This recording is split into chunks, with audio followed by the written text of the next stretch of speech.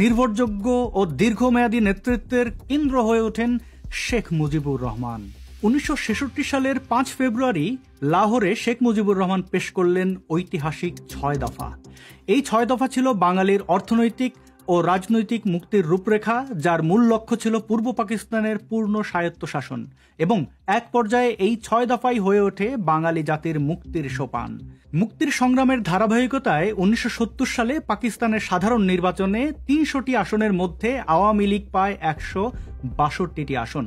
সরকার গঠনের জন্য প্রয়োজন ছিল 151 আসন। সেই হিসেবে শুধু আসন সংখ্যায় এগিয়ে থাকা নয়, বরং সরকার গঠনের জন্য প্রয়োজনীয় সংখ্যাগরিষ্ঠতা পায় বঙ্গবন্ধুর দল আওয়ামী লীগ। তবুও চক্রান্তকারী ভুট্টো স্বৈরাচার ইয়াহিয়ার সাথে হাত মিলিয়ে মুজিবের হাতে ক্ষমতা হস্তান্তরে তালবাহানা শুরু করে দেয় এবং পূর্ব পাকিস্তানের জনগণকে আজীবনের জন্য দমিয়ে রাখার ষড়যন্ত্র অব্যাহত রাখে। 7ই মার্চে বঙ্গবন্ধুর সেই ঐতিহাসিক ভাষণের পর পশ্চিম পাকিস্তানের সামনে পরাজয় ছাড়া আর কোনো পথ খোলা ছিল না।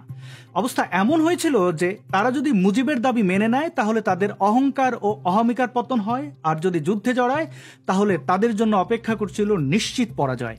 কারণ যুদ্ধে ভারত আমাদেরকে সহায়তা করবে এমন সম্ভাবনার কথা ভুট্টো আর ইয়াহিয়া জানত। তবুও তারা রক্তাক্ত পরাজয় অর্থাৎ যুদ্ধের পথই বেছে নেয়, কারণ জাতি হিসেবেই পাকিস্তান নামক জাতি রাষ্ট্রটি একটি যুদ্ধ উন্মাদ রাষ্ট্র।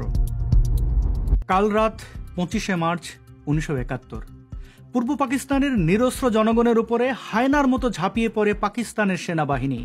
বঙ্গবন্ধু আগে থেকেই নির্দেশনা দিয়েছিলেন, ফলে জনগণ তাদের করণীয় জানত। সেনাবাহিনীর চোখ ফাঁকি দিয়ে ভারতে চলে যাওয়ার চাপ থাকা সত্ত্বেও পাকিস্তানের নির্বাচিত জননেতা শেখ মুজিবুর রহমান সেদিন রাতে নিজ বাসায় অবস্থান করলেন। কারণ পালিয়ে গেলেই স্বাধীনতাকামী রাজনৈতিক নেতার পরিবর্তে তিনি হয়ে যেতেন বিচ্ছিন্নতাবাদী সন্ত্রাসী গোষ্ঠীর নেতা। পশ্চিম পাকিস্তানি ব্রাহ্মণ্য অহংকার গুড়িয়ে দেওয়ার পণ থেকে সেদিন তাকে কেউ টলাতে পারেনি। কারণ ইতিমধ্যেই তিনি তার কাজ শেষ করেছেন, স্বাধীনতার ঘোষণা দিয়েছেন, দিক নির্দেশনা দিয়েছেন। একজন সত্যিকারের নেতা জানেন যে জনতাকে তিনি জাগিয়ে তুলেছেন সেই জনতা কি করতে পারে। বাংলার স্বাধীনতা নিয়ে মুজিবের মনে তিল পরিমাণ সংশয়ও ছিল না। 25শে মার্চ রাতেই তাকে গ্রেপ্তার করে পশ্চিম পাকিস্তানে নিয়ে যাওয়া হয়। একটু আগে যেমনটা বলছিলাম, কিছু প্যাথোলজিক্যাল লায়ার বলে বঙ্গবন্ধু নাকি স্বেচ্ছায় গ্রেপ্তার হয়েছিলেন, তিনি নাকি পাকিস্তানে জামাইয়ের আদরে ছিলেন। এরা বোঝে না যিনি পুরো পাকিস্তানের নির্বাচিত প্রধানমন্ত্রী ছিলেন তিনি কেন পালিয়ে ভারতে যাবেন। বঙ্গবন্ধু আমাদের স্বাধীনতা। এখান থেকে বাঙালি জাতির অনেক কিছু জানার আছে।